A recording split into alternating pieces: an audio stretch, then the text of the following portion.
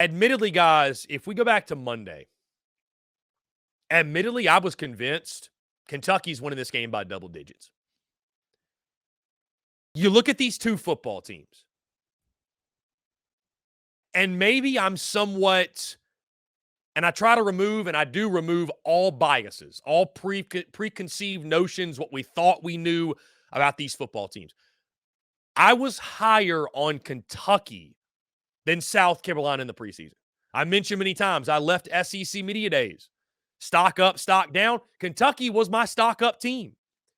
When you looked at who they returned, who they picked up in the transfer portal. And so you look at the Cats this year. They have not quite been what I and many others thought they would be, especially offensively, right? Devin Leary, it started early on, not really carving up lesser competition, was struggling. There was, couldn't make a lot of sense of it. Since then, he's come on, but has been somewhat of a disappointment. Barryon Brown, Dane Key, the great wide receivers, they haven't been quite as, quite the big-time playmakers we thought they'd be. Ray Davis has been really good. One of the leading rushers in the SEC, just under 1,000 yards, but, has been quiet the last couple of weeks.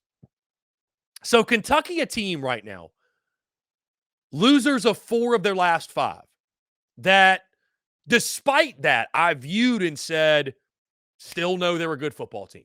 Still know they have good players. They've hit a difficult part of their schedule, and they have not fared well in it. Let's just call it for what it is. Still, though, I will point out that Kentucky has the opportunity to get to 8 wins if they win their next 2, which is what I picked them at in the preseason. Either way, I digress. Then there's South Carolina, who has won back-to-back games, granted over Jacksonville State and Vanderbilt, but has generated some positive momentum and looks like we'll learn more on Saturday and next Saturday against Clemson, but looks like they're improving in different areas, right? Maybe the offensive line is starting to come together. Spencer Rattler continues to play well. The defense, maybe they made some strides last weekend. The running game with Mario Anderson, what he's provided this season. So, but I looked at these two teams, guys.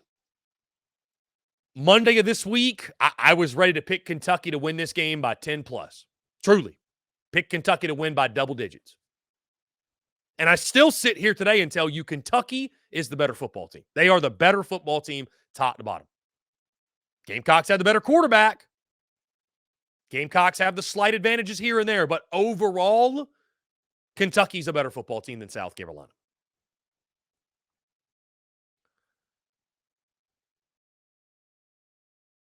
The Beamer versus Stoops thing is fascinating in this. Really, truly.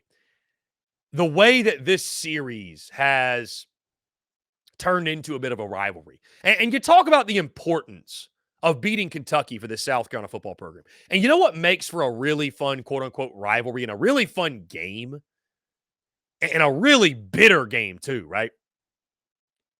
Both fan bases view this game as a game they should win. Whether you realize it or not.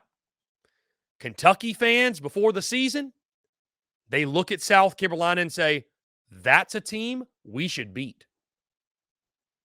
South Carolina fans look at the schedule, same thing. They see Kentucky, and a lot of Gamecock fans, for whatever reason, still view the Kentucky Wildcats as like a Vanderbilt. That's a team we should beat like a drum every single year. And what that makes for is a fever pitch of excitement, anticipation, and that all culminates in what we're going to see on Saturday night. Bowl hopes hanging in the balance. What's the motivation level at Kentucky? I've been really surprised to hear about that this week. What's the motivation level of the Cats after losing 4 or 5? What are they really playing for? Meanwhile, South Carolina is fighting, scratching, and clawing for their postseason lives. And the question, and it's funny to talk to some folks, and because the question is, man, did South Carolina turn a corner against Vanderbilt? And I think that Vanderbilt win is making a lot of people forget who this football team is. Like, we know who this football team is, guys.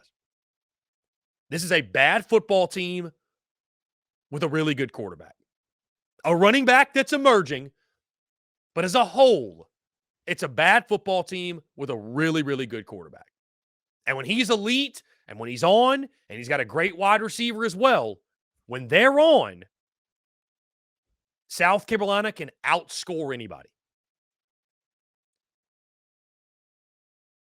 I don't look at what South Carolina did defensively against Vanderbilt and say, man, those guys have turned a corner. Do you see how it was Vandy. It was Vandy.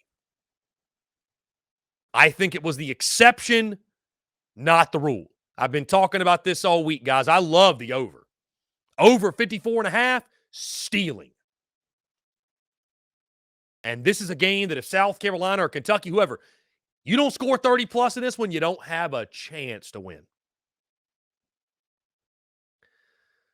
Another interesting tidbit. There's interesting statistics going in this game, but we're talking about the night game atmosphere, Willie B, Cock Vimber, all that. Kentucky's fared pretty well at night at Williams-Brice, guys. Think about it. Beat the Gamecocks in 2021. Lost in 2019. Beat them in 2017 in a game that was hyped up, blackout night game. Beat them in 2015 at night. So, I say all that, not because those games matter for what happened Saturday, but Mark Stoops and company, they've got experience winning under the lights at Williams-Brice Stadium. The Gamecocks have lost 2 games at home at night in the Shane Beamer tenure. One of them was to Kentucky. The other to Clemson, your opponent next weekend. I see no scenario where this is not a high-scoring game. I see no scenario where this is not a close game. I do not think that Clayton White is going to have any answer for Ray Davis, the Kentucky running game. I think the Cats will be able to find balance with Barryon Brown, Dane Key, Jordan Dingle. I think Devin Leary. Why wouldn't he go off and have a great game, guys? He's been inconsistent, but the Gamecocks defense, every time they've played an opponent who's worth a damn, that opponent has had an offensive player have a banner day against South Carolina. I don't see that changing in this one. So Kentucky is going to score. And for South Carolina to win, they're going to have to score right back and keep up and make this thing a shootout. Similar to what happened in the Florida game. Wouldn't surprise me if this game played out very similarly to that one, where it's a high-scoring, high-flying type of affair. There are going to be opportunities for both quarterbacks downfield. I think both quarterbacks take advantage. I think South Carolina offensively, Spencer Rattler, Xavier Legette. I think the running game getting going in Mario Anderson. I think the Gamecocks will have enough balance. Spencer Rattler will be able to operate. The good news, guys, is this for the offensive line. Number one, it's a line that's been playing a little bit better of late, right? Wasn't great against Jacksonville State by any means, but maybe there's some continuity happening. Kentucky's not elite getting after the quarterback. They went up against Bama last weekend, who's just as bad as South Carolina protected the quarterback. They didn't touch Jalen Milroe. And if Spencer Rattler gets time, he's going to carve this Kentucky secondary up. So I think you're going to see Spencer Rattler have success. I think both offenses are going to shine in this one. Which defense makes more plays? Does special teams turn into a factor for South Carolina? Does Beamer ball show itself yet again?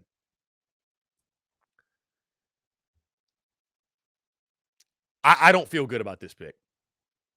I don't feel good about picking South Carolina when I think Kentucky is the better football team. But guys, at the same time, I wouldn't feel good about picking Kentucky either.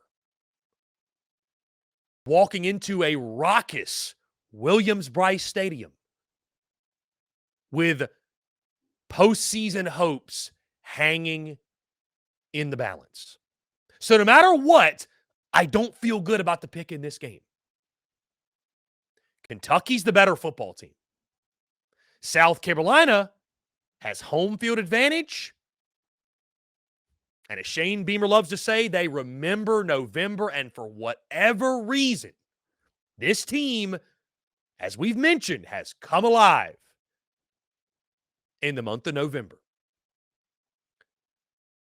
This is a high-scoring, back-and-forth contest. I think both teams get into the 30s in regards to points. Which defense has a stop in them? Which defense has one more stop than the other? I think that defense will be South Carolina's. Yes, I think Kentucky's the better football team. But South Carolina at home, at night, with the better quarterback, that typically spells success. That typically spells victory. And I think South Carolina will get that victory in a thriller at Williams-Brice Stadium. Guys, lock me in. Give me Gamecocks 35, Kentucky 34. And what I think is going to be a thrilling game. Again, I'm not counting on a lot of defensive stops, guys. I don't think that this team is what you saw against Vanderbilt.